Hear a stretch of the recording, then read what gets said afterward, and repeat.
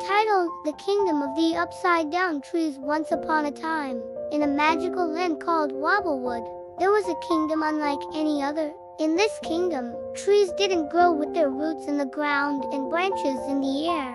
Oh no! In Wobblewood, the trees grew upside down with their roots in the sky and their leafy tops sunk deep into the earth. Birds built nests in the clouds where the roots wiggled, and squirrels wore little helmets to climb up into the ground to find acorns.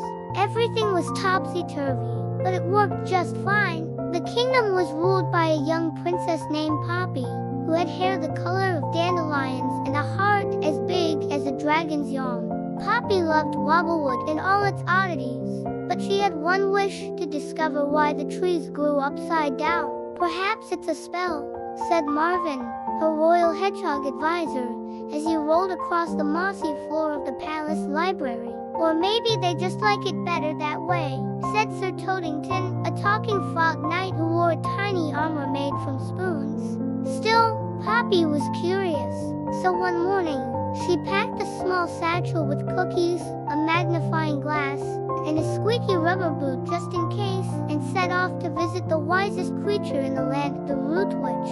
The Root Witch lived in the hollow hill, where tree roots tangled like spaghetti noodles in the sky. Her house was made of bark and beetle wings, and it smelled like cinnamon and mystery. "You want to know why the trees grow upside down?"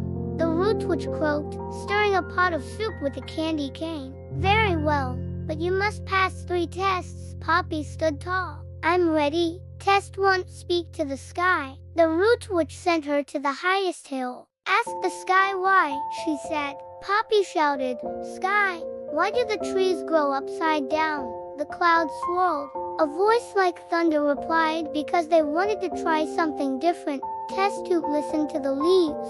Poppy lay down on the grass and pressed her ear to the ground. The leaves whispered, "We like being close to the worms. They tell the best jokes." Test 3, ask the trees. She climbed one of the great upside-down trees with a little help from Sir Toadington's springy tongue and asked, "Why did you grow this way?" The tree creaked and laughed. "We grew this way because nobody told us we couldn't." Poppy smiled. That was the answer she had been searching for.